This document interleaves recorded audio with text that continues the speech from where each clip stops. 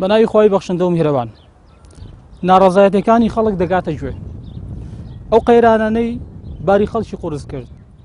تا شوێ بڕدەکات ئایا جامی تووڕەیی خەڵک پڕ بووە و ئایا کەی ئەو جامە دەڕژێت ئایا سنووردارکردنی جوگرافیایی لە بواری ناڕەزایەتیەکانی خەڵک لە هەرێمی کوردستان چۆن کاریگەریەک بەجێ دەیەڵێت ناڕەزایەتی خۆپیشاندان دش بە چی ئەکرێت بە حیزب یان حکوومەت یان بنەماڵەیەکی دیاریکراو یان گروپێکی سوندبەند لە حکومڕانی بەڕێزان لەم بەرنامەیەدا لەسەر ئەم بابەتە دەوەسین بە بەشداری و میوانداری لە بەڕێزانێک لە چین و توێژەکانی کۆمەڵ لە مامۆسایان و زانایانی ئاینی چالەکانی بواری مەدەنی پارێزەران سوپاسیانەکەین کە ئامادە بوون کاتی خۆیان بەخشی بە بەرنامەکە سەرەتا ئەگەر لە بەڕێز کاگاوت محەممەد وەکو چالاکوانێکی بواری مەدەنی دەست پێ بکەم کاگاوت ئەو ناڕەزایەتیانەی کە ئێستا هەیە و باسی لەیەکرێەوە تەوقیتیشی بۆ دانراوە کە ناڕەزایەتێکی جەماوەری دروست کرێت دش بە و نەعەدالەتی و گەندەڵیەی کە هەبووە لە ڕابردوو و ئێستا گەیشتووەتە تا ڕادەیەک ترۆپ تۆ خوێندەوە چییە بۆ ئەو ناڕەزایەتیانەی کە کاتێکی بۆ دابنرێت ئەو ناڕزایەتانەی سا ئەو کاتەشی بۆ دانراوە بۆ پێی کە 26 مانگ جۆرێک لە مانگرتنی سەرتاسەری یا خۆپیشاندانی سەرتاسەری بکرێ وەکو ناومێدی نایڵم بەڵام من پێشبینی ناکەم کە دەرەنجامێکی گەورەی لێ بکەوێتەوە هۆکارەکەش بۆیە گەڕێتەوە حیزبە سیاسەکان تاکو ئێستا شەرمنانە مامەڵە لەگەڵ ئەو دۆخەکەن بە تایبەتی ئەو پارتانەی کە بەردەوام قسە لەسەر دۆخەکەکەن دۆخێکی نالەبارە دۆخێکی ناڕازیە بووە و پێم وایە ئەگەر پارتی سیاسی نێتە پای ئەو ناڕەزایەتیانە و بە ئاشکرا ڕای نەگەیەنێت کە هەموو ئەندامەکانی بێنێتە سەر جادا کە ئێمە زانین ئەو پارتە سیاسیانە نفوزی خۆیان نفوزی جەماوەری باشیان هەیە لە هەرێمی کوردستانە بەو شێوازە نەبێ زۆر زەحمەتە ڕێکخراوەکان یا کۆمەڵی کەسایەتی ناڕازی لە هەرێمی کوردستانە بتوانێت ئەو کارە ئەنجام بە و ئەو هۆکارەکەشی بۆ گەڕێتەوە کە بنکەیکی جەماوەری ڕێکخراوەکان هەم بە پێی کاری تازەیانەوە و کەسایەتیانش هەم بە پێی بنکە جەماوەریەکان ناتوان بنکەیەکی جەماوەری بەرفراوانی هەبێت تاکو بتوانێت ناڕەزایەتێ بگاتەوە ئاستەی کە ژمارەیەکی زۆر خەڵک بێنێتە سەر جادە و بتوانێت ئەو جەمەجگەلەوەی تۆ ینی پێ وایە حیزب بێ ئەو کارە بکات ئەگەر حیزبی سیاسی بە تایبەتی ئەوانەی کە ئێستا بە جۆرێک لە ئۆپۆزیسیۆن خۆیانە ناسێنن یا پێشتر بە خۆیان ناسانەوە نەچنە پای ئەوەی وە بە تایبەتی ئەو حیزبانەی کە ڕۆژانە لە ڕاگەاندەکانی خۆیان و باز لە گەندەڵی و نەبوونی نەعەدالەتی و نەبوونی شەفافێت و بوونی ئەو هەموو گەندەڵێ لە هەرێمی کوردستان ناکەن ئەگەر ئەوان بنێنە پای ئەو حاڵەتە پێم وانێ بتوانین کارێکی گەورە و جددی بکەن ئەمە جگەلەوەی تاکو ێستا دەسەڵاتی کوردی بەبەتە بە درێژایی تەمەنی خۆی لە مایە 25 ساڵەیە کەمترین گوێی لە ناڕەزایەتیەکان گرتووە بۆ سەرکوتکردنی هەموو ناڕەزایەتێکی ئامادەیتیا بووە گەورەترین هێز بەکاربێنێ کەمەش بە خۆی شەکە لە ئەتوانین بڵێ لە نامەدەنیبوونی دەسەڵاتی کوردی لە ماوەی حکومڕانی خۆیە کە تاکە شتێک کە پەنای بۆ بردووە ئەوش بەکارهێنانی بۆچی بە ناومێدی جەنابەت دەست پێکرد لە کاتێکا بەڕێزت وەکو چالاکی بواری مەدەنی پێویستە ئێوە هاوشێوە ئێوە ینی چۆنەڵە پێشەنگی ناڕەزایەتەکان بگرن بە شێوەیەکی مەدەنی و دروست وەکو چۆن لە ڕابردوو لە هەندێک لە بڕگەکان ئەوە ئەکرا ئەبینرا ئەمە لە چیوە سەرچاوی گرتووە لەبەرەوە ئەزمونێک تەجروبەیەک هەیە لە سەرچاوەکەی ئاشکرایە ئەمە پێشتر چەندین جار هەوڵمان ناوە و لە چەندین مناسبەی هەم ئەوی جەماوەری و نەتەوەیی و نیشتیمانیا کە بەشداریمان کردووە لە خۆپیشاندانەکانە نەمانتوانیوە ژمارەیەکی بەرچاو خەڵک بێنین کە بتوانێت بێتە هۆکارێک بۆ جوڵاندنی لانی کەمی شەقام کە بتوانێت گۆڕانکاری دروستکە ئەمە جگە لەوەی پێشتریش ئەتوانین بڵێن لە خۆپیشاندانەکانی ڕۆژانی دوای حەڤەی شوباتەوە کە بینیمان پارتی سیاسی شەرمنانە مامەڵی لەگەڵەوە دۆخا کرد کە نەیتوانی ئەویش گەێنێتە دەرئەنجام جۆرێ لە ناومێدی لای خەڵک دروست کرد لەگەڵ ئەوەشا تاکوی ئێستا مەسەڵەن ئەگەر ڕێکخراوەکان تۆوەکو چالاکوانی کۆمەلگای مەدەنی چالاکوانی کۆمەلگای مەدەنی بەردەوام ئامادەی تیا بۆ کارانە بکات بەڵام دۆخەکە زۆر لەوە گەورەتر و زۆر لەوە سەخترا بە تایبەتی دۆخە ئەقلیمیەکە و نێودەوڵەتێکە کە سەبارەت بەم حاڵەتە و بیریشت نەچێت هێزی حیزبە سیاسەکانی کوردستان ئەمە ڕای تایبەتی خۆمە کە بڕیان بە پرۆسەی دیموکراتی و ئازادی هەر نییە بۆ مانەوەی خۆیان ئامادەیان پەنابەر نەبەر هەموو جۆرە بەکارهێنانی هێز و لە حاڵەتێکی وا ناڕزاتی مەدەنی چی لێ خوێنرێتەوە پێم وایە ئەوتۆ پرۆسەیەکی درێژخایەنە پرۆسەیەکە لە ئایندە ئەتوانین بڵێن بنەمایەک بۆ کۆمەلگایکی مەدەنی دروستکەین و ئەم پرۆسەی ڕۆژ و دوو ڕۆژ نییە ڕاستە پارتی سیاسی بە مستەمکاری خۆیەوە ئەم ڕۆوابی دەکاتەوە کە بۆ ئەبە دەتوانێت حکومڕانی ئێمە بکە بەڵام هەموو ستەمکارێکمان بینیەوە لەسەر تاسەری گیانە بە دەرەنجامەکەی بە چۆن زۆر باشەکەواتە جۆنابەت پێ دوایە پێویستی بەکاتە بەڕێزان بە کاتێکی باشتر هەم بۆ خۆ ئامادەکردن و هەم بۆ ئەوەی پارتی سیاسیش لەمە دوات جەراعەت کە ئەگەر بەشدارە لە هەموو پرۆسە گەندەڵەکانە زۆر بە سەراحەت بیڵێ من بەشدارم ئەگەر بەشدار نییە ئەتوانێت لایەنگرەکانی خۆی بێنێتە سەر شەقام بۆ سەرکەوتنی ناڕزە دەستی خۆش بێ شنۆخان دێمە لای بەڕێزت ئافرەتان لە شوێ و قەیرانان تا چەند کاریگەری لەوان کردووە ینی ئەوان لە شوێی معادلان هەم لەوەی کە کاریگەری لەسەروان تا چەند بووەوە هەم ڕۆڵی ئەوان چییە بێ لەوە بەناوی خۆی گەورەی مێرەبان سپاستانەکەم بۆ ئەم بەرنمەیە ئەکرێ بڵێن ئەم قەیرانەی کە هەمومانی تێکەوتووە چ پیا بێت چ ئافرەت بەڕاستی هەردوو ڕەگەزەکە وەکو یەک بوونەتە قوربانی بەڕاستی ئەم قەیرانە بە تایبەتی ئەگەر ئێمە قسە لەسەر مەسەلەی ئافرەت بکەین ئافرەتیش هەروەک تاکێکی کۆمەلگا بووەتە قوربانی ئەم قەیرانە ئەم نەعەدالەتیە ئەم گەندەڵیە بۆیە ئافرەتانیش پێویستە لە ئێستادا شان بەشانی پیاوان کە وەکو پێشتریش کردویانە بێنە دەنگ بێنە پێش هەروەک ئەوەی کە کردوشیانە و کاریان لەسەر کردووە کە ئەم نەعەدالەتی قبول نەکەن بەڕاستی چونکە کاریگەری هەبووە چ لەسەر خودی خۆی وەکو تاک چ لەسەر خێزان چ لەسەر کۆمەلگا ئێمە بیرمان نەچێ لەم قەیرانەدا بەڕاستی ئافرەتمانە بۆ جیا بۆ تۆ لە هاوسەرەکەی لە بەرەوەی بژێوی ژیانی بۆ دابین نەکراوە مامۆستامان هەیە بەداخەوە کە مامۆستایان فەرمانبەران موچەخۆران هەمویان بە تێگەڕا کە ئەبێش کۆیان بۆ بگەڕێنرێتەوە بەڕاستی بەڵام بەداخەوە لەم ساتەدا لە هەرێمی کوردستاندا مامۆستایەک فەرمانبەرێک ئامادە بێت بڵێت ئیشی ماڵان ئەەکەم لەبەر بژێوی ژیانی خۆم و مناڵەکانم بڵێ نانی ماڵان ئەەکەم لەبەر بژێوی خۆی مناڵەکانی ئەمە مەساتە بەڕاستی کێ ئەم قەیرانەی دروست کردووە کێ بۆتە هۆکاری ئەم دروستبوونی ئەم قەیرانە بەڕاستی ئەمە تەواو کاریگەری هەیە لەسەر هەموو تاکێکی کۆمەلگە بۆیە پێویستە من لێرەوە دەڵێم کە چ ژنان بن چ ئافرەتان بن چ ڕێکخراوەکان بن بێنە پێش کە خۆپیشاندانی مەدەنی بکەن ئێمە لەگەڵ هیچ کاتێک لەگەڵ توندوتی ژیان نین هیچ کاتێک لەگەڵ ئەوەیان نین کە توندوتیژی بکرێ بەرامبەر هیچ کەسێک بەڵام خۆپیشاندانی مەدەنیش بەڕاستی پێویستە ئیتر خەڵک تابینە قاقای هاتووە خەڵک ناتوانێت بەم جۆرە بژی خەڵک نان و ئازادی پێویستە ئەگەر ئەو دوانی نەبوو کەواتە هیچ شتێکی بۆ ناکرێت کۆمەڵایەتی کەوتۆتە مەترسیەوە بەڕای جەنابەت ینی ئەو قەیرانە ئەو کاریگەریان باڵێ کەوتۆتە مەترسیەوە زۆریش کەوتۆتە مەترسیەوە کە ئەگەر تۆ نان و ئازادیت نەبێ کەواتە هیچت نەکردووە بۆیە جەماوەر بەڕاستی زۆر تووڕەیە تابینە قاقای هاتووە ئیتر تەحملی هیچ شتێکی نەماوە بەوەی کە تەنها ئەتوانێت کە بێتە سەرجادا سەر شەقام داوای مافی ڕۆی زووتری ژەکرا ینی ئەگەر لە حەڤەی شوبات بیرمان بێ یان دواتر یان ساڵی پارەکە هەر لەم بەروارەیە پێما بێت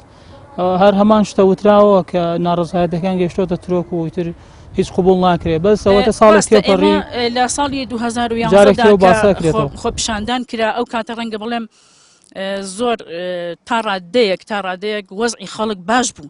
موچە هەبوو یعنی هیچ کاتێ فەرمانبەر مامۆستا موچەخۆران ینی کێشەیان نەبوو بەڵام خەڵک داوای شتی تری ئەکرد بەڵام تێلەکەی ئێستا کێشەکە زۆر گەورەتر بووە کێشەکە گەشتۆتە ئەوەی کە ئیتر موچە نەماوە بەڕاستی گەندەڵی هەیە ئێمە یعنی چی تۆ فەرمانبەرێک کەی ئەمە ڕەوای حقە فەرمانبەرێ نیو موچەوەر بگرە ڕوبع موچەی وەگە بێرە بە 3 مانگ جارێ هێشتا نەشی درێتێ کەواتە ناڕەزایەتەکان گەشتونەتە ئەوەی کە ئیتر خەڵک بێتە سەرجادا خەڵک داوای مافی ڕەوای خۆی بکات دەستەکان خۆش ساز وەرز کاک بێسن ئەگەر لە بەڕێستەوە دەست پێ بکەمەوە دیسان قەیرانەکان قەیران و داد و دادگا و دادوەری گرتوتەوە ینی شتی وا ئەکرێت ینی بابەتی نایاسایی وا ئەکرێت کە زۆر جێگە سەرسۆرمانە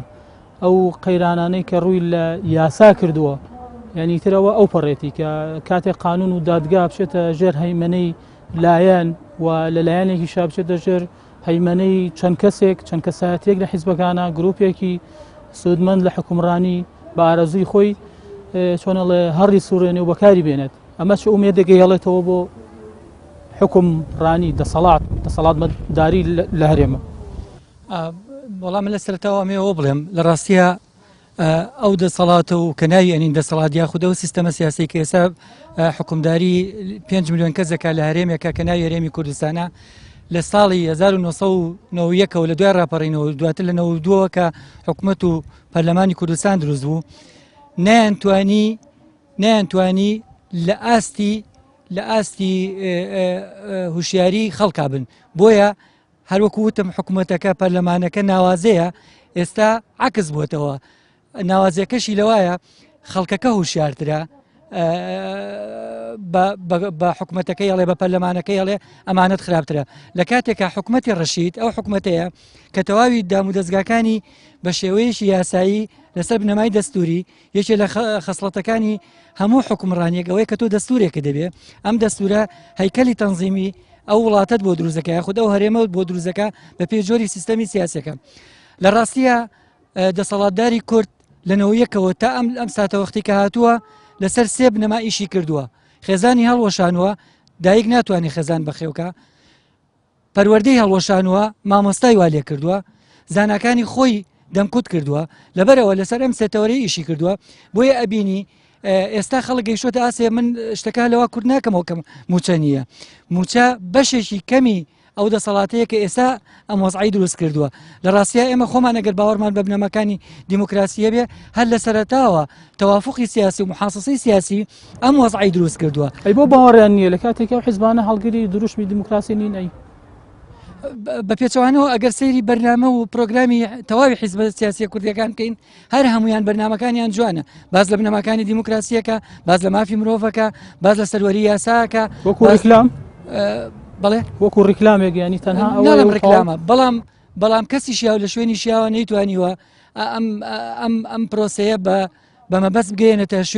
شوێنی خۆی بۆیە ئەبینی زۆرینەی ئەو کەسانی کەوا ئێستا سیاسەتی ئەم وڵاتە بن بەڕێوە کەسانێکن لە ئاست قۆناغەکەیانین چونکە تۆ ناکرێ پێشێلی یاسا بکەیت و ادعای ئەوە بکەیت کە سەروەری یاسا هەیە ناتوانانی ئیداری وڵات بەری بەڕێوە لە کاتێکە کە تۆ شەرعیەتت نادوێتە ماڵەوە ئەمە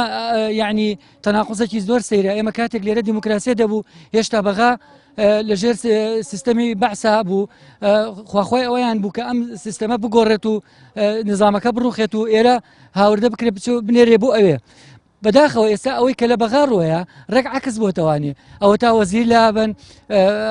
مدیر عام لابن مسائلەی تەواوی حکومەت دەکرێت ڕۆژە نەمان بینی پەرلەمانەکە دابخرێت یعنی مەبەسم لەوەیە لێرە ڕێکخراوی کۆمەڵی مەدەنی دام و دەستگاکانی ڕێکخراوی کۆمەڵی مەدەنی خۆی کۆمەلگا هەمووی تەسەیوس کراوە بمانەوە نەمانەوێت هەرێکەمان لە ئەنگری وەزعێک بووین بەڵام ئێستا هەمومان کۆچین لەسەرەوەی کە ئەم حیزبانە لە ڕاستیە واقعەکە ناتوانن ئیدارەی وەزعەکە بن ناتوانن ئەو گۆڕانکاریەکە خەڵکەیەوێ لە ئاستیا بن ناتوانن ئەو وشیاری کە خەڵک پێێتی ئەوان تەقبولی کەن و مخاطبی خەڵکی پێ بکەن لەبەرەوە خۆیان بەسوەتەوانێ بە کۆمەڵێ دروشمی و بانگەوازی سیرکەوە لە ئاست بژێوی خەڵکەکە نایەتەوانێ دەست خۆش بەسپاس بۆ بەڕێز مامۆستا شەماڵ ئەبوو بەکر وەکو مامۆستایەکی زانکۆ بەڕێزە دەگەر وەڵامی پرسیاری من بێتوانێت کە زۆرترین یان چین توێژێک کە لە توێژەکانی کۆمەلگە زیاتر بارگرانێکی بەسەر و قورس بۆ لەم کاتیا چینی مامۆسایانن بۆچی ینی تەنها زیاتر چینی مامۆسایان وەکوڵێ معاناتیان بەرز بۆتەوە و هاواریان بەرز بۆتەوە لەسەر و دۆخە بەڵێ وەک هاوکارم مامۆسای بەڕێز ئاماژەی پێکرد من پێم وایە پەروەردە یەکێکە لەو کایانەی کە هەموو سیستمێک دەسی بۆ ئەبا جا ئەگەر سیستمێکی دیموکراسی بێ ئەوە دەست ئەگرێ بە پەروەردەوە بۆ ئەوەی چین و توێژ و نەتەوەیەک و جیلێکی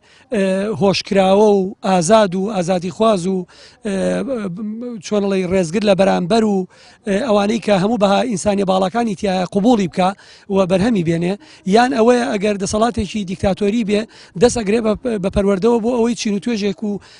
نەتەوەیەک و میلەتێکی شتێکی کۆی لە بەرهەم بێنێ بەڕاستی ئەوەی کە سەرنجی ئەین لە 25 ساڵی ڕابردووە گۆڕانکاریەکی ئەو تۆ لە پەروەردەیان نەکرا بەداخەوە هەر ئەو سیستمە و ئەو ئامانجە پەروەردەیە گشتیانە و ئەو سچێچە گشتیە تێڕوانینە پەروەردەیە فەلسەفیە پەروەردەیە بەرقەرارە کە بە جۆرە لە جۆرەکان خەڵکی کۆیلە و خەڵکی پاشکۆ و خەڵکی داما و دەسەپاچە بەرهەمێنێ بۆ نمونە قەیرانی پەروەردەیش هەیە دیسان وەکو گەورەترین قەیرانی ئێمە گیرۆدە نەبوون وەکو بە دڵنیاییەوە گەورەترین قەیران کە ئێمە پێوەیە ناڵێنی قەیرانی پەروەردەیە چونکە پەروەردە پێم بڵێ سیستمی پەروەردەیی چ وڵاتێک چۆنە پێتەڵێم ئەونەوەیە چۆنە ئەو میلەتە چۆنە و زانیشت نەتەوەکە چۆنە ئەزانی سەرکردە و دەسەڵاتدارەکانیان چۆنن سیستمی پەروەردەیی ئێمە بە جۆرێک لە جۆرەکان وادا ڕێژراوەوە کاری لەسەر کراوە کە وەکۆڵی لەسەر ئەوە ئیش بکا کە قوبڵ خاص بچێتە پێشەوە کەفاعات نەچێتە پێشەوە تەوەرەی سەرەکی لە پەروەردەی ئێمە نۆڵج نەبووە زانین و زانست نەبووە بەڵکو پاشکۆیەتی بووە بەلایەنێکی سیاسی لە ئاسی دۆخەکەیان نین ینی تۆش پێت وایە دەسەڵات بەدەستانی هەرێم لە بواری پەروەردەیە لە ئاست بارودۆخ و بڵین سەردەمەکانین دیسان بەبەست دەسەڵاتدارانی پەروەردەی طبعا دوجار کۆی سیستەمەکە بەرپرسیارە لە پەروەردە بەڵێ بە دڵنیاییەوە من پێم وایە ئێستا ئەوەیە گوزارێ لە کەرتی پەروەردەیە چ لە ئامادەیەکان و لە وەزارەتی پەروەردە چ لە وەزارەتی خوێندنی باڵا ئێمە سەرقاڵین بە کاروباری خوێندنەوە و خوێندنی باڵاوە سەرقاڵ نین بە خوێندنی باڵا خۆیەوە و بە پەروەردە خۆیەوە گەورەترین ئامانج لە پەروەردەیە ئەوەیە کە ئەوەی کە بێ بە ئامانج بگیرێ لە پەروەردەیە چ لە زانکۆ و چ لە ئامادەیەکانە ئەوەیە کە لە ناو پۆلە چی ئەگوزارێ لە بینی مامۆستا و خوێنکارە ئایا ئاڵوگۆڕی زانیاریەکرێ ئایا مێشکرانەوە و ڕخنەی بیرکردنەوەی ڕخنەگرانە و ئەمانە ئەگوزارێ یان ئەوەیە کە تەلقین ئەگوزارێ ئەو بەداخەوە ئەوەی کە زۆرێک لە ناوەندەکانی خوێن نابینرێ تەلقینەوە بەڵگەیکی تری گەورەش بۆ ئەوەیە کە بایەخ نییە بە پەروەردەی ڕاستەقینەوە بە زانین و فێربوون ئەوەیە کە مامۆسایە کە تەوەری سەرەکی خوێندنە ئەبێ بە سێ جار بە سێ پشکنین نەگاتە لای وەزیری پەروەردە کە ئەو ئەبێ و ئەبێ بەڕێوەبەرێتی گشتیەکانی پەروەردە مەمنون بن بێن سەردانی مامۆسا بکەن لە پۆلە بزان چی ئەگوزارێ وەزانین لەکوێ فێربوون لەکوێ سەکان خۆش بێ مامۆستا عەبدولحەسیب جەناب دووکو زانایشی ئاینی زۆر جار زانایانی ئاینی ئیسلامی لێرە لە هەرێمی کوردستان ڕۆڵی کارایان هەبووە لەوەی کە لە وتاری ڕۆژی هەینیا بە تایبەت لەگەڵ قەیرانەکان و معاناتی خەڵکە هاتون بە زۆر جار دواکەون و گلەی خەڵکیان دێتە سەر بە تایبەتی لە ئێسادا بەڕای تۆ دواکەوتون لە ئێسادا یان ئەوە عمومە یان ئەویش ڕێژەیە هەمووی ناگرێتەوە بسم الله الرحمن الرحيم الحمد لله والصلاة والسلام على رسول الله سيدنا محمد وعلى آله وصحبه وسلم طبيعي مامۆسایانی ئاینیش خەڵکانێکن هەر لەو پێکاتێ ئەو جەماوەری کە ئێستا لە وڵاتی خۆمانە وجودیان هەیە مامۆسای ئاینیش هەمویان هەمە چەشتن وەکو باقی ئەو خەڵکانی کە هاتوونەتە ناو مەیدانەکەەوە مامۆسایانی ئاینیش دیارە هەر کەسێکیان بە پێی خۆی بە توانای خۆی بە حەجمی خۆی بە ئەندازای و بۆ گونجان و بۆ لوانی خۆی ئەوان شەر ڕۆڵی خۆیان بینیوە دیارە ئێمە مامۆسایانی پێش ئێمە ئەوانیان کە لە ژیانە نەمان ڕەحمەتی خۆیان لێبێت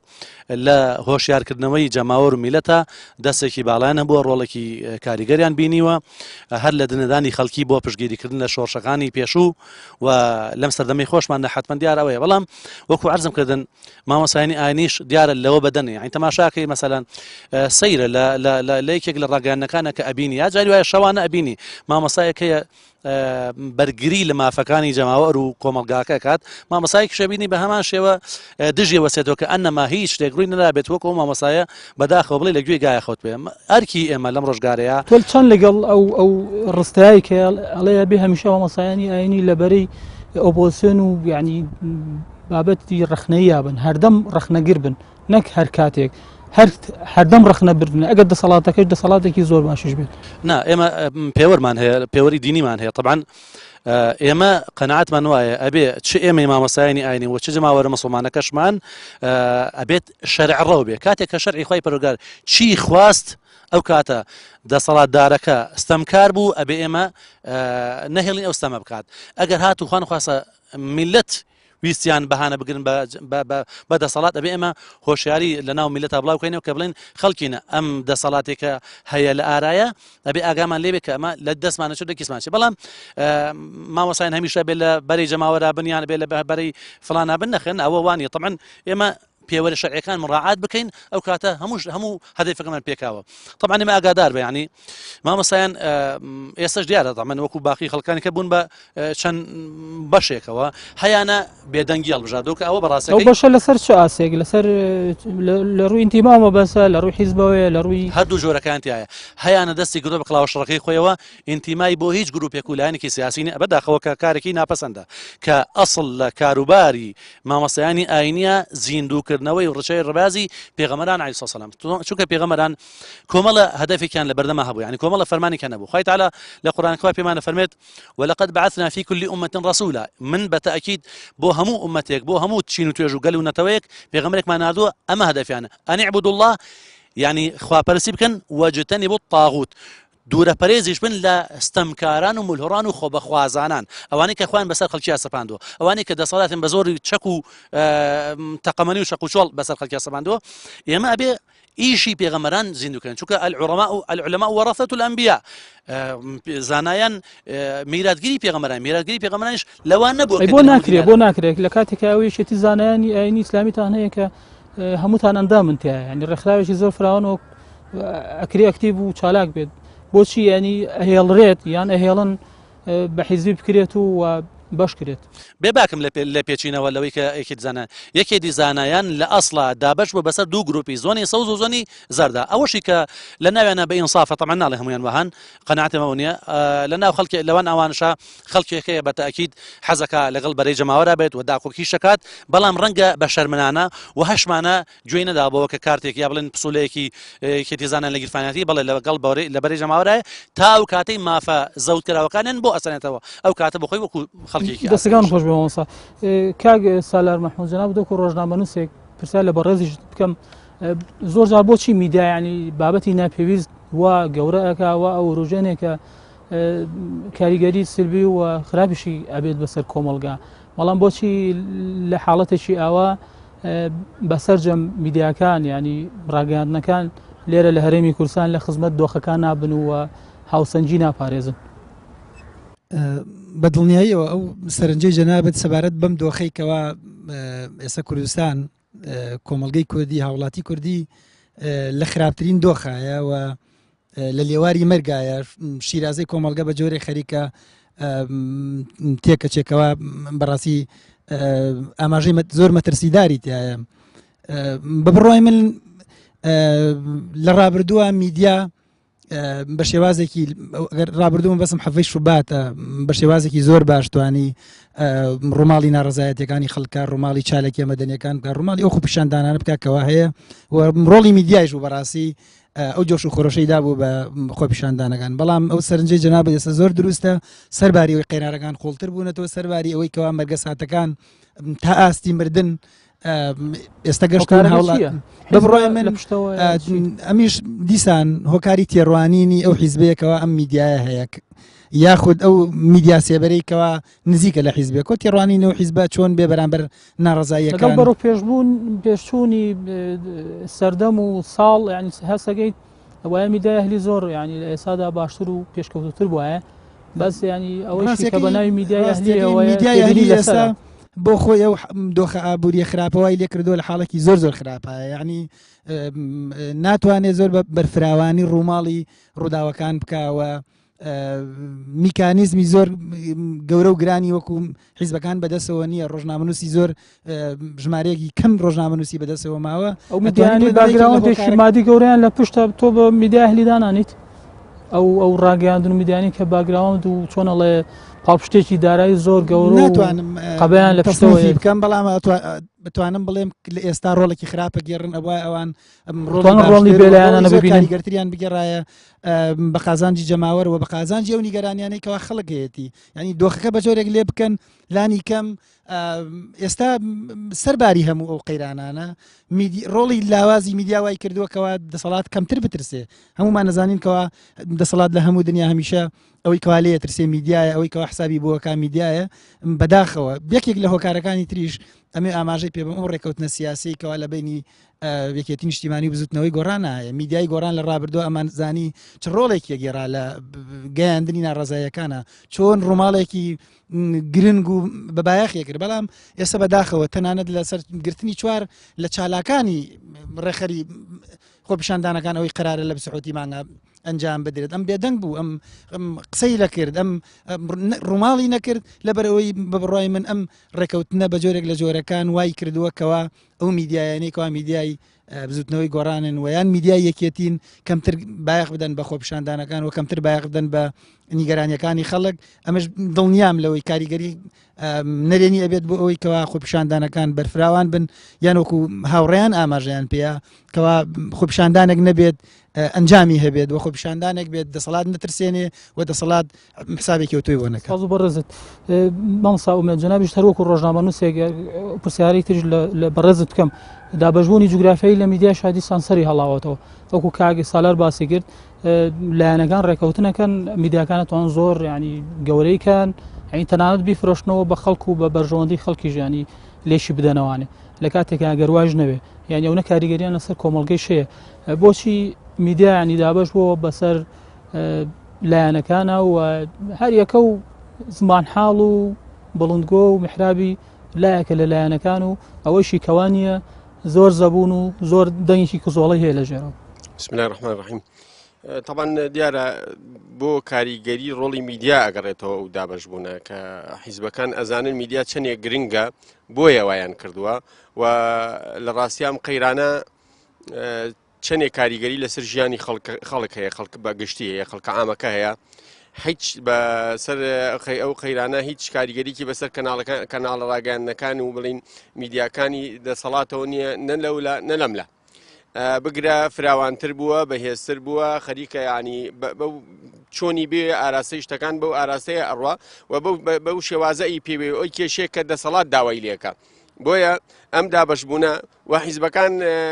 هەمویان وان ینی بەڕاستی هەچ کەسەڵە گۆرانی بۆ لەیلای خۆیڵێ ئەوانیش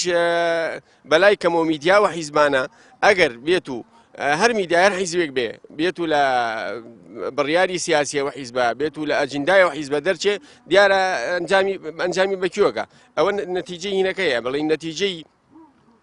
ئاساییە ینی بڵین وەڵامەکەی ئەوەیە کە هەج میدیایەک بێت و دەرچێت لەو ئەجندایی بۆی دیاری کراوە یار حیزبێک بێ طبعا ئەنجامەکەی داخستنا ئەگەر کارمەندەکانیشی زای قرس نەدێن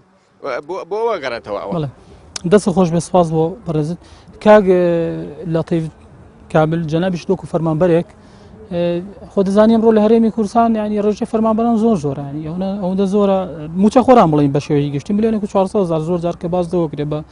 هەموو بڵین موچە خۆرانەوە بە گشتی ئەوان ئەگەر بیانەوێت لە کاتێکە ئێستا بڕینی بڵین موچەیە پاشەکەوتە کە ناوی لێنراوە پاشەکەوت لە نیوە موچە کەمتریشە ئەمان لە دۆخێکی ئاوا نەتوانن هاو هەڵوێس و دەنگ بکەن و فشار دروست بکەن لەکەی ئەتوانن بەڕاستی بەڕایتەوە. پێشەکی سپاس بۆ بەرنامەکەت لە ڕاستیە ئێستا ئەو گردبوونەوەیە لە دەوری بەرەی خەڵک و پێشێنانی دەستەیەکی بەڕێوەبردن بۆ ئەو یەخستنی ناڕەزایەتیانەی چین و توێژەکان تێکڕا هەر لە مامۆستایانەوە هەر لە فەرمانبەرانەوە لە تەواوی موچە خۆرانەوە بەکەم ئەندامان و پێشمەرگەی دیێرینەوە بە خانە نشینانەوە تەنانەت بە خەڵکی ترەوە وەکو بەڵێندەرەکان کە زەرەر بوون لەم قەیرانە دارایە دروستکراوانە لە سەرجەم ئەو خەڵکانی کە پاریان لە بانکەکانە هەڵگرتە بوو ئێستا مەسیری دیار نییە و حکومەت دەستی بەسەراگرتووە کۆبوونەوەی فەرمانبەرانیش لە ناو ئەم بەرەیە ئەمە زەمانی ئەوە کاکە داواکاریەکاریان یا حکومەت یا دەسەڵات مل بدا بۆ داواکاری سەرجەم ئەم چین و توێژانە و ئەو ناڕەزایەتیانە بگاتە ئاستێک کە ئیتر کۆتایی بەم پێ دوایە لە ژێر فشارێکی توندانین بۆ نمونە هەڕەشەیە بکرێت لەیان دەسەڵاتەوە بە شوێکی ناڕاستەوە خۆش بێ کە ئەگەر ئەوان شتێکی وا بکەن ناڕزایەتی دەربڕن یان مانگرتنێکی درێژخایەن بکەنەوە کاتە لە کارەکانیان دوورە خرێتەوە خەڵکی تر زۆرە بخرێتە شوێنان ئەمە وای نەکردووە لە توێژی فەرمانبەران کە لەگەڵ بارودۆخەکە بڕۆن و نەرمی بنوێنن لە ڕاستیا لەوانەیە هەڕەشەیەکی زۆر هەیە بۆ سەرجەم چینی توێژەکان هەر دوێن هەر پێری ئێمە پێنجەندامان لە پێنجوێن کە چون بۆ سەردانێک و بۆ کۆبوونەوەیەک لەوێ دەستگیر کراون بەبێ هیچ پاساوێک و تاوەکو شەوان تا شەوێکی درەنگ لە ناو ئاسایی شاماونەتەوە بە لە شوێنێکدایان ناون بەبێ هیچ پاساوێک هاوڵاتێکی شاری سلێمانی نەتوانێت سەردانی شارۆچکەیەک بکە ئەگەر خەباتی مەدەنی خۆی بکە ینی فشارەکان زۆر لەوە زیاترن کە دەسەڵاتی کاتە سەر سەرجەم موچە خۆران و دەست خۆش سپاس بڕێت کاگاوە لە دو دەرفەت تا بگەڕم بۆ لای بەڕێزت ئەگەر بە کورتیش بێ زۆر سپاس دەگەم کاگلەتی باسی ئەوەی کرد کە ئەوان لەم ڕۆژانە چەند کەسێکیان چەند چالاشێکیان لە بواری ناڕزایەتەکانی خەڵک چەند سعاتێک زینداری کراوە ینی تۆ پێ دوایە ناڕزایەتێکی وا فراوان دروست بکەی فشارێکی وا بکەی بدەوێ سیستەمی ئابووری و دارایی و کۆی قەیرانەکانی تشکە گالیگەری کردو دەسەر ئەو کۆمەڵگەی چاپ بکەیت ئەبێ ئامادەی قوربانیدان و چۆنەڵێ ئەستەمی زیاتر ببیت تۆ پێ وانیە یان خوێندنەوە چییە بۆ ئەوە ئەگەر ئێمە لە کۆمەلگاکی نۆرماڵ و لە کۆمەلگاکی مەدەنیا تەعاملکەین پێم وانێ پێویستمان بە قوربانیدان بێ بۆ بەدەستێنانی ماف چکە ماف شتێکە پێشتر هەیە ئێمە تەنها توانین ڕێکی بخەین ئەوەی کە لە ناو کۆمەلگای هەم ئاگوزارێ ینی زۆر لەوە قەباترانی تۆ پێیان چالاکوانە گیرە تۆ بێت تۆ پرۆسەی سیاسی لە وڵاتە پرۆسەی شەرعی لە وڵاتە پەک خراوە سەرۆکی پەرلەمانە نێرێتە ماڵەوە دەست بەسەر گەورەترین مەرجعەتی قیاسادانان نەکرێت لە هەرێمە جا تۆ ئەگەر بیتە سەر ئەمباریان چۆن حساب بۆ پێیان چالاکوانەکە لە هەرێمی کوردستان من پێم وتی لە سەرتاش وتم دەسەڵاتی کوردی سڵەوە ناکاتەوە بگاتەتێنی بزانێت کورسەکەی یەکەوێتە لەرزە بەنابێتە بەر گەورەترین هێز بۆ سەرکوورکردنی و حاڵەتە ینی مشکلەکە لەوەیە تۆ لەگەڵ دەسەڵاتێکە تەعامل ناکەی بە عەقڵ تەعامل قەسەڵاتی عەقڵانی نییە تاکو بە عەقڵ تەعاملی لەگەڵا بکەی کێشەکە لێرەوە دەست پێکە بۆیە ئەوەی کەم خەباتێک ئەیکەینەوە پێویستمان پێێتی من قەناعەتی تەواوم بە ئایندە هەیە بە ئایندە هەیە کە میلەتە بتوانێت بە شێوەیەکی باش بە شێوەیەکی دروست بنەماکانی کۆمەلگا جارێککە بەدەست بێنێتەوە وەکەوەی کە گوێمان لێ بوو کە شیرازەی کۆمەلگا بەرەو تێکچوونە چ شیرازی چی لە ناوبێدی ڕۆژبینەکانی خەڵگەکەی کە تەراکومەکە و کەڵەکە قۆناغی لەوە ساختریشمان تێپەڕانەوە با بیرمان نەچێمە لە ڕۆژگارێکە ئینسانی کوردی نەیەتوانی فزە بکات دەنگ هەڵبڕێت دەم کاتەوە بەڵام ئەو قۆناغە سەختەشمان تێپەڕان گەیشتە قۆناغێکی تر پێم وانییە مەسەلەن ستەمکاری تا سەر بەردەوام بێ قۆناغێکە بۆ نمونە گەرێمە بەهاتە لە کاتی خۆیان کە دووبارە گەڕمە سەرەوە خاڵە لە حەڤێش باتە کۆمەڵێک دەستکەوتمان بەدەست بێنە لەسەر شەقا پێم وانە بۆ سەبگەینەوە ئەو دۆخە کە لەو کاتێکە خۆپشاندان کرا دۆخی هەرێم زۆر لە ئێستا باشتر بوو لە هەموو ڕوویەکەوە لە خۆپشاندانە ترسێک کاگاوت بوون منە لە سەرەتاکانی ئۆکتۆبەری چارەکە خۆپشاندان ناترسێ خەڵک لە حیزبی سیاسیە ترسێ ئەنجامی نەبوو ئاڕاستەی جارێککە گوردان خواردووی بکاتەوە بیخاتەوە سەر شەقام و پشتی لێ بکە و جارێککە لەگەڵیانەیەتە سەر شەقام لەم حاڵەتا ترسێ ئەجینە ئامادەیەکی تەواو هەیە لە ناو خەڵکا بۆ ئەوەی بێتە سەر شەقام بەڵامەوە لەوا ترسێ جارێککە حیزبە سیاسەکان بیکەنەوە بە جۆرێک لە پرۆتۆکۆڵی بەرژەوەندی خوازانە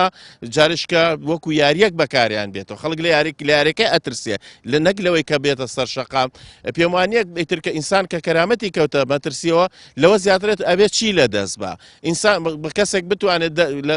لە دەرگای ماڵێک با دەستپان کاتەوە بۆ مەبلەغی پارە کە بتوانێت ژیانی ڕۆژانی پێ دەبرکە کەمە دوا شتەکە ئینسان پەنای بۆ بەرە لەوە زیاتر ئەتوانێت چی لە دەستە بەڵام کێشەکە لێرەیە ئەو نەبوونی متمانەیە لە نێوان جەماوەر و پارتە سیاسەکانە کە خۆیان بە خەمخۆرە زانن و خۆیان بە جۆرێک لە ڕابەرایەتی ئەم کەشفکردنی ئەم گەندەڵیان نازان کێشەکە لێرەوە دەست پێکژینا خەڵکێکی زۆری ناڕازیت هەیە و ئامادەیشی تیاابێتە سەر شەقامەکان بەڵام پێویستی بۆ پاڵپشتیەکە چکە تۆ ناتوانانی خۆپشاندانێکی گەورە لە بەرامبەر دەسەڵاتێکی ستەمکاریە کە ئامادەی تیا بە هەموو هێزە بەکاربێنە هیچ پاڵپشتێکی نەبێ خۆی بێتە سەر شەقام هێزەکان بتوانن بەو پەڕی سەرکوتیکەن وەکەوەی بینیمان پێشووتر کە چۆن لە دوا ڕۆژی خۆپشاندانەکانی پاش حەڤێ شواتە هێزانەکان چۆن توانیان پەبڵاو بە خەڵکەکەشکەن و دواترش بێدەنگیەکی تەواو دروستکەن کێشەکە لێرەوە دەست پێکات تۆ ناکرێت مامەڵەیەکی با بڵێن بڵێ خەڵک ئامادەی قوربانیدانیتیانێ خەڵک ئاماد قوربانی زۆریە لەو زیاتر قوربانی چی بە کابرا قوربانی بە جانی خۆیە لە بەرەکانی جەنگا بەرامبەر بە هێزێکی تیرۆریست ئەجەنجێ لە ناو شارەکە ماڵ مناڵەکەی لە خانۆکە دەرەکرێ ینی لەمە قوربانیترە بە ئینسان بەس ئەو قەناعەتە هەیە سە لە شەقام نازە مەگەر ئێوە هاوڕا بن لەگەڵم ئەڵەن قەناعەتمان بە خۆپیشاندان نیە لەبەرەوە چەند ڕۆژێکە و کۆتایی پێدێت باوکو ئەم دەسەڵات و ئەو حکوم سیستەمەی کە هەیە بە شۆڕژ و بە گۆڕانکاریی گەورە ئەکرێت لەبەرەوە وڵاتەکە ینی مووقعی ئەم وڵاتانە کە کەوتۆتە خۆڕەڵاتی ناوەڕاستەوە و ئاخوازێت شۆڕش وەرە بێنە پێش چاوی خۆ شۆڕشەکانی ئەو بەهاری عربی چی لێ سەوز بوو چ دەسەڵات چیان گۆڕی لە دەسەڵاتەکان تەنها وەجهەکان نەبێ کێشە لە شێکە لە شۆڕژەوەی ستەمکاری لا بە ستەمکارێکا هێنێتە بەرهەم ئەمە پێویستمان بە نەفەسێکی مەدەنیانەیە بتوانین بە شێوازێکی مەدەنیانە مامەڵە لەگەڵ و دۆخاکەن مەهمایەکون ستەمکارەکەی بەرامبەرمان بەهێز بێ وەک چۆن لە هەنە لە دەوڵەتانی دەوروبەرمانە بە فشاری مەدەنیانە و بەهێزی مەدەنیانە بە سەرکوتکردنی دەوڵەتیشەوە نەیتوانیوە ڕەوڕەوەی پێشکەوتنی ئەو کۆمەلگایە ڕابگرێ و دەسەڵاتی سیاسی لە ستەمکاری خۆشی بەڕێزە دەگەر باسی ئەو بکەیت کۆمەلگە تا چەند تەحملەکە لە بارودۆخێکی وایە خێزانەکان ئافرەتان هەموو چینی توێژەکان نەوجەوانان مناڵان ئەمانە لە بارودۆخێکی وایە ینی کە ئەمە سەرگرێت و دوجار ئەو باز لە خۆپشاندان ئەکرێت لە داهاتووە ئەوەش سەری نەگرێ و ئەنجامی نەبێت ئەمە چ کاردانەوەی شێبێ لەسەر ئەوات قسێکی جوانی کردوتی ئێمە لە پێشترا قۆناغی سەختترمان تێپەڕاندووە فعلەن وایە کە ئێمە ئەومان تێپەڕاندووە کە ڕژێمی بەعز بۆچی بەرامبەر کورد کردووە بەڵام لە دوای ڕاپەڕین ئەومان بیر نەچێکە دڵخۆش بین بەوەی کە کورد سەرکردەمان ئەبێت ئەوە بۆ ئێمە زۆر دڵخۆشکەر بوو کە هەرچەند ئەو کاتەش فەرمانبەران مامۆستایان کە وەزعیان خراپ بوو کە ئەو کاتیش قەیرانی دارایی هەبوو بەڵام هێشتا هەر دڵخۆش بن بۆی کە کورد سەرکردەیانە بەڵام وردە ئەم قۆناغە تێپەڕی تا هاتە ئێستا کە 25 ساڵی خایاند ئیتر بەڕاستی جەماوەر ئەوە قبول ناکات کە بەو جۆرە سەرکردەی سیاسی کورد ئەوە ژیانی بێت خۆی ژیانی بێ و میلەتەکەشی ئاوا ژیانی بێ خۆی لە ئەو پەڕی ڕەفاهیەتا بژی و میلەتەکەشی بەو جۆرە بژی ئەو نەعەدالەتیە وای لە خەڵک کردووە کە بەڵێ ئێمە لە 25 ساڵی ڕابردووە بینیومانە کە چ نەعەدالەتیە کراوە چ گەندەڵیە کراوە ئەمە هەمووی دەرەنجامی ئەوەیە کە میلەت بەڕاستی تووڕەیە ئیتر قبوڵی ناکا بەو جۆرە بۆیە من تەنها ئەوە دەڵێم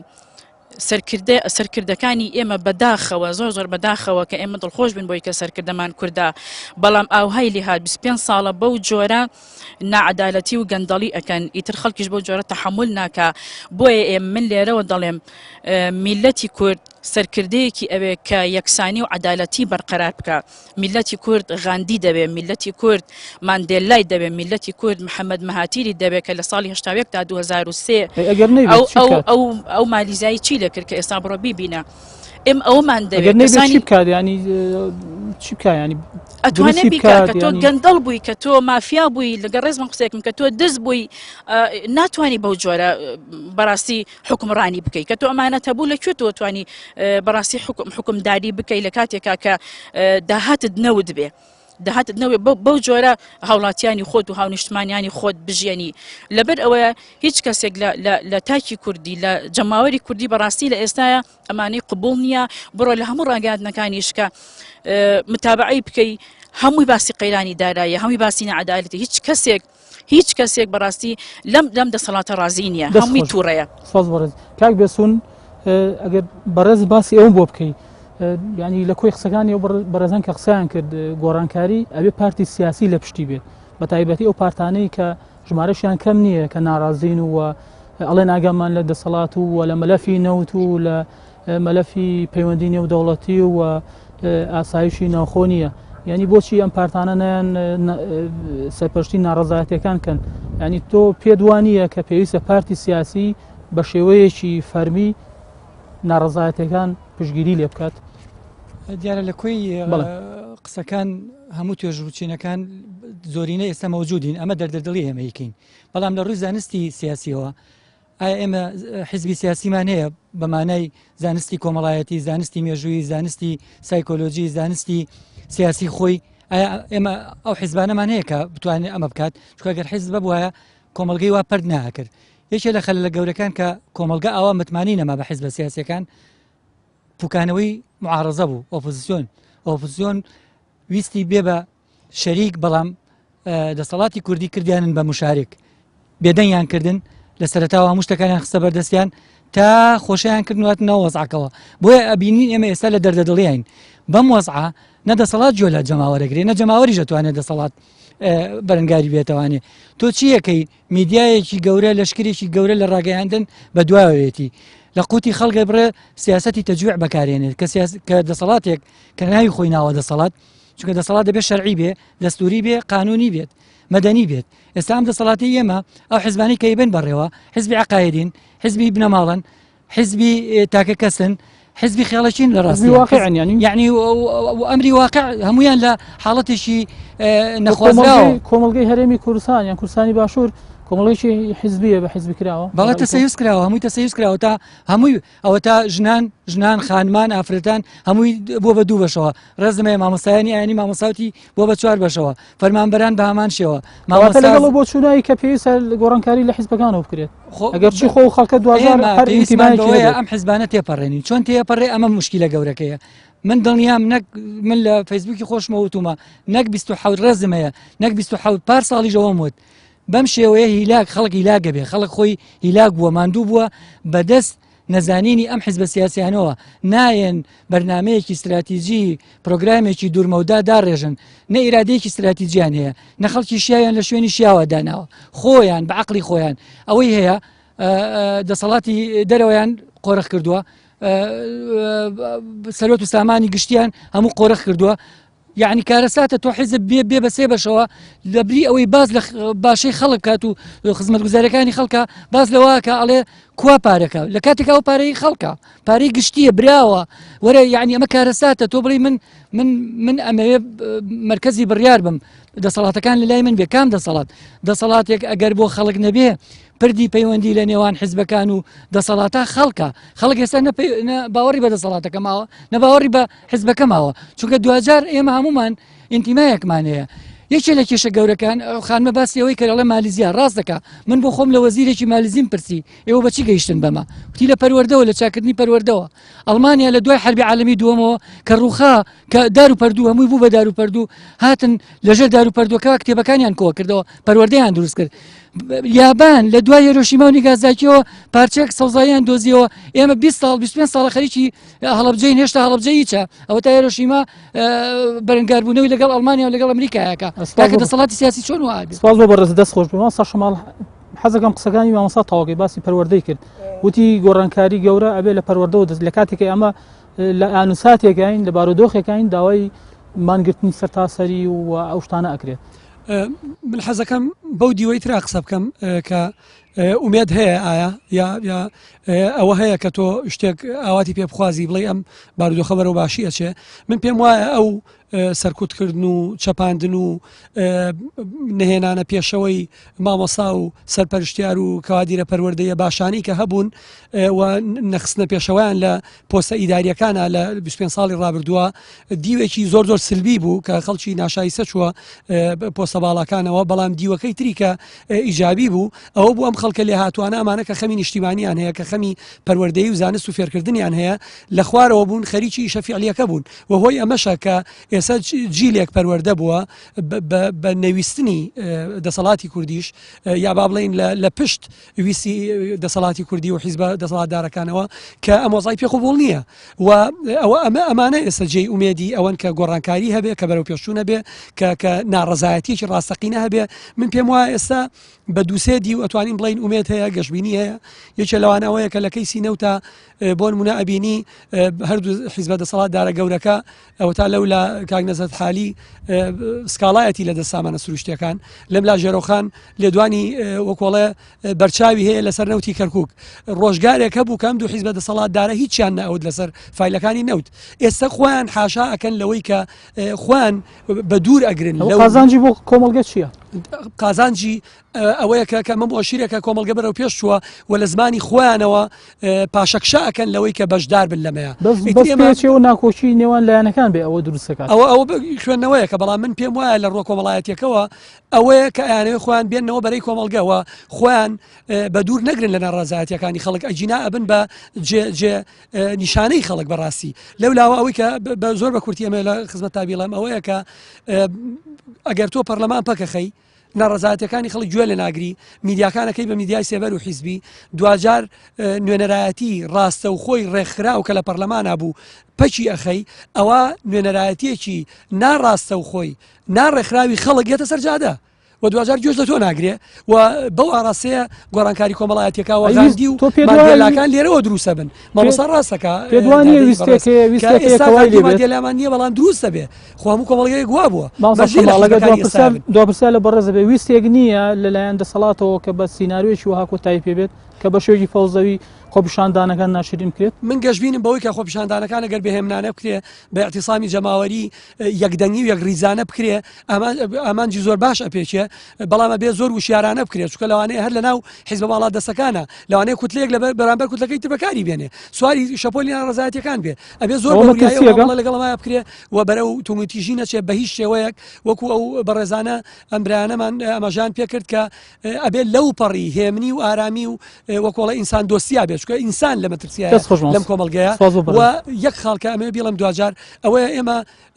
بەڕاستی جێی نەزەرە شەرمەزاریە ئێمە سەلاحەدین دەمیرتاش کە کوردێکی لە خۆبردووە لەو دوورەوە خەمێکی کۆکردنەوەی هەمومانی هەبێت بێتەوە نیشتیمانە قسە لەگەڵ لایەنەکان بکە بەڵام خۆمان لەناو خۆمانە ئەو خەمە گەورەیەمان نەبێ و یەکریز نەبین لەسەر ئامانجەکان خەمی ئەزمونونەکەمان نەبێت صاحب حەسیب زانانی ینی بۆچی لەو کاتا نایەن کۆبنەوانی و بە یەکەوە ڕووبکەنە لایەنە سیاسەکان و لایەن سیاسەکان کۆ بکەنەوە یان بەجیان خۆیان سەردانیان بکەن بن بە فاعیلێکی خێر وەکو لە هەندێک لە بڕگەکانی مێژووە ئەو کاریان کردووە هۆکار چییە ئەوە بەرگری چییە ئەگەر لە یادمان بێت لە هەشتاکانە کاتی شەڕی بەراکۆژی پێش دروستبوونی ئاشبوونەوەی گشتی کە بەرەی جوود بە تەنها لەگەڵ یەکێتی نیشتمانی کوردستانی و کاتەیە شەڕیانە کرد یەکێ لە مامۆستا زۆر دیارەکانی ئەم وڵاتی کوردەواری خۆمان مامۆستا مەلا محەممەدی شارەزۆری مامۆستا محەممەدی کورد مامۆستا مەلا ساڵح ئەو بوو کە هەستا بوو بە هەوێنی ئاشتەوایی لە نێوانی لایەنە کوردەکانە لەم ڕۆژگاری خۆشمانە ئێمەش هەر ئەلبەتە هەوڵ و تێکۆشانی خۆمانمان کردووە ئەگەر لایەتان بێت لە پاش ڕووداوەکانی بڵێن هەفتەی شوبات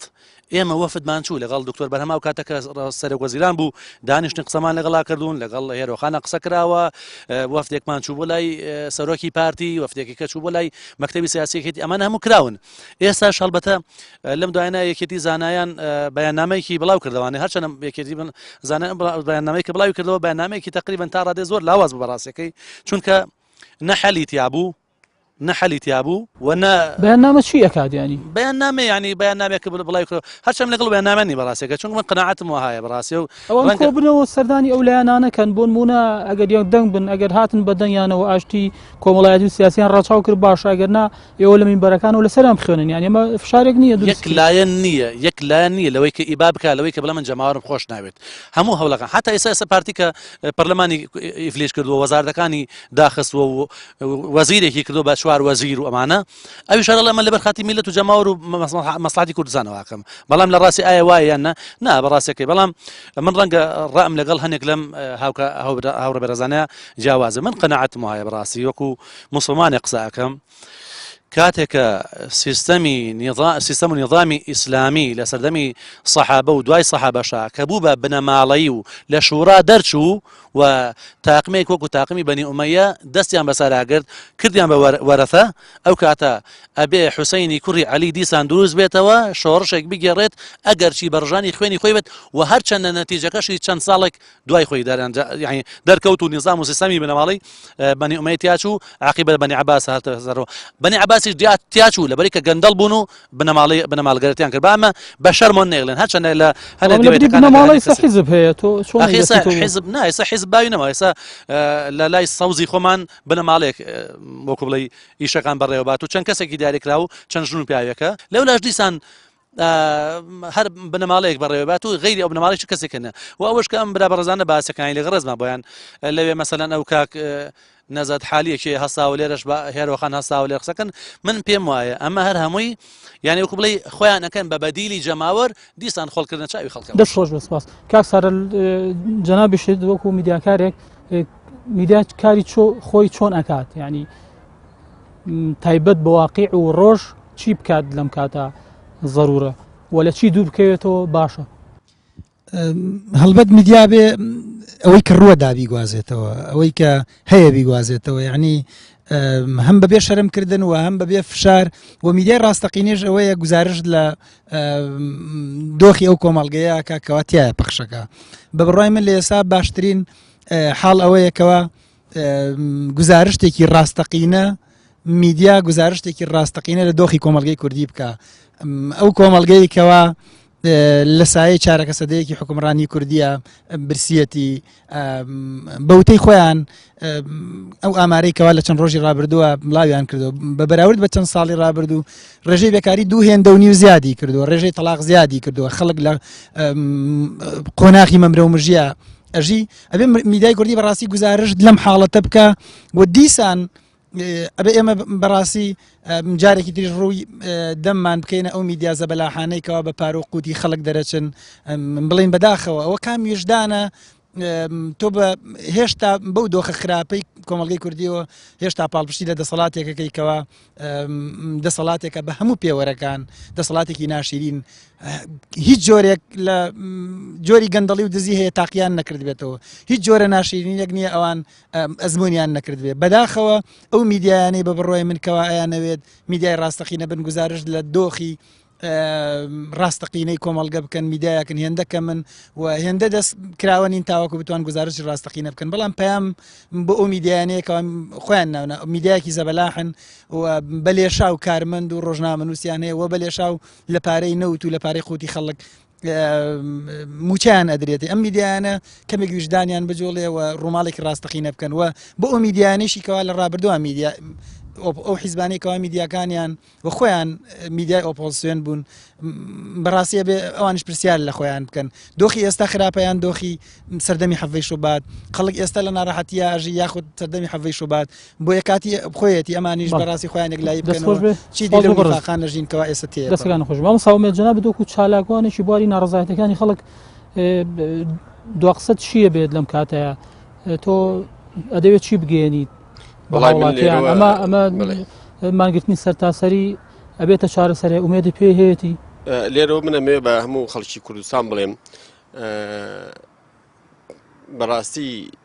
کاری مەدەنیانە و خەباتی مەدەنی کاریگەرترین خەباتە کاریگەرترین جۆری خەباتە لە هەموو دنیاە ئەمە قەناعەتمان بە توندوتیژینە بە هیچ شێوەیەک هەندێک هەیە بەڕاستی داوای ڕاپەڕینەکە لێرە و لەوێ ئەخر تۆ ڕاپەڕی تۆ بەدیری ڕاپەڕینی چییە ئەو دەستگا و دامەزراوانی کە ئێستا هەیە لە وڵاتەیە دوای قوربانیدانێکی زۆر و دوای خوێنبەخشینێکی زۆر و دوای خەباتێک و ماندوونێکی زۆر هاتوۆتە ینی هاتۆتە کایەوە تۆ ئێستا پەلاماری کێدەی ینی پەلاماری کێدەی تۆ پۆلیسە ئاساییشە پێشمەرگەیە هەمووی کەسوکاری خۆتە کەسوکاری خۆمانە ینی دژی کێ ڕاپەڕی ئێشتا بەڕاستی ئەو خەڵکە ڕۆشنبیری ئەوەی نییە تۆ ئێستا چی ڕائەماڵی تۆ ئەم دەسەڵاتە ئەم بەڕاستی گلەیمان لە لایەنە سیاسیەکان هەیە لایەنە سیاسیەکان ئەڵێن پشتیوان بۆ نمونە زۆربەیان هاتوون ئەڵێن پشتیوانتانین بەڵام من پشتیوانی تۆ چی لێ بکەم کە قاچێکت لێرە و قاچێکت لەوێ ینی تۆ لەو لا شەریکی و لەم لاڵێ لەو لەگەڵ گورگا گۆشتەخوا و لەم لەگەڵ مەڕاشینەکە ینی ئێمەمانەیە بەو خەڵکە بڵین کاکە ئەم خۆ پیشاندانە ئێمەش قەناعەتمان وایە بە ڕۆژێک حەل نابێ بە دوو حەل نابێت لەوە چێ بڵم بە ساڵ و 2 ساڵیش حەل نابێ خەڵک ناومێت بێ من نامێ خەڵک ناومێت کەم بەڵام ئەمە کاریگەرترین جۆرێتی ئێمە بەڕاستی ئەمانەیە خەڵک دوکان و بازارەکان ئوتێلەکان چێشخانەکان خەڵک ڕۆژێک تەنانەت ڕۆژێک بانەر ینی ڕۆژێک دینەکان داخات دەرگای دوکانەکان داخات لە ماڵ بێنە دەرەوە خەڵک تەنها ئەوەنە ئێمە بەوەی کە لە ماڵەوەیە بێتە دەرەوە کورسەکەی لە ماڵەوە لە جیاتی دانیشێ بێ لەبەر دەرگا دانیشێ بێ ینی بەڕاستی دەنگێک هەڵبڕێ بە دەسەڵات بڵێ دەسەڵات ئێمە ڕازی نین لە ئێوە لایەنە سیاسیەکان بەرنامە ئێوەیە بۆ ڕۆژە ئەوە بەشێکی هەمووی نییە ئێمە لایەنە سیاسەکان حیزب بە سیاسەکان هێزە سیاسەکان بەڕاستی ئێوەن خەڵکتان ناومێت کردووە خەڵک لە ئێوە ناڕازیە من چی لێ بکەم بە بەیان نامەیەگەڵا ئێمەش دانی سیرەکە لەوایە هەر حیزبێگەڵە سێ وڵا بەهینیشەوە ینی بەدەسەڵاتدارەکانیشەوە وڵا ئێمەش لەگەڵ داواکانی خۆپیشاندەرانی لەگە پشتیوانیانین بەڕاستی ئێمە ئەو پشتیوانە بە پشتیوانێکی دووڕوانە ئەزانین ئێمە ئەومان قوبڵ نییە بەڵام مەجالەمەی مەمنونە بم بەڵێم ینی ئێمە نامانەیە بە هیچ شێوەیە کە کاری توندیتیژی هەبێ ڕاستە ئێمە هەواڵمان هەیە لایەن هەیە خەڵک هەیە تەنانەت دەوڵەتی دراوسێ هەیە ئەوێ ئیشەکە تێک بە بۆیە نامانێت هەچ کەسێک کاری توندوتیژی ئەو ڕۆژە بکە ینی تەنانەت دەست باتە بەردێک ئەوە لە ئێمە نییە ئێمە نین قەنەعەتمان نییە ئەم دەوڵەتە بە چکم حکومەتی خۆمان دروستمان کردووە ئەم حکومەتە بە بەرد ناڕوخی ئەم حکومەتە بە کاری عاقڵانە ڕوخی و دەستان خۆش مامۆستا لەتیف جەنابەت تۆ پێت وایە فەرمانبەران لە ئێسادا ئەم ڕێگە کاریگەرە بیگرنەبەر ماگرتنی سەرتاسەری بکەن بەڵێ بێگومان هیچ چارەسەرێکی تر نییە ینی بڕێ وایە بێنە ژێر ئەو بارە و ماگرتنی سەرتاسەری ئەنجام بدەن یان بەشێکیان دوجار بە چۆنەڵێ بە ئاماژەی لایەنەکان بچنەوە سەرکارەکانیان بەڵێ هەر ئەو خۆ پیشاندانانی کە ئێستا ئەو بایکۆتی دەوامی و مانگرتنانەی کە بەڕێوەبەرایەتەکانی باجەکان و تاپۆکان و ئەو شوێنانە دەستیان پێ کردووە ئەوە سەرەتایە کە بۆ ئەو چالاشانەی کە لە 27 ئەیلی و لەوە دەست پێەکە و کۆتاییش پێنایەتاوەکو ئەو کاتێک کە دەسەڵات هێژێت و ژێرباری داواکاری سەرجەم چین و توێژەکانی خەڵکی کوردستان دەستان خۆش بێ سپاس بۆ بەڕێستان کاتمان تەواو بوو سپاس بۆ بەڕێستان ببوورە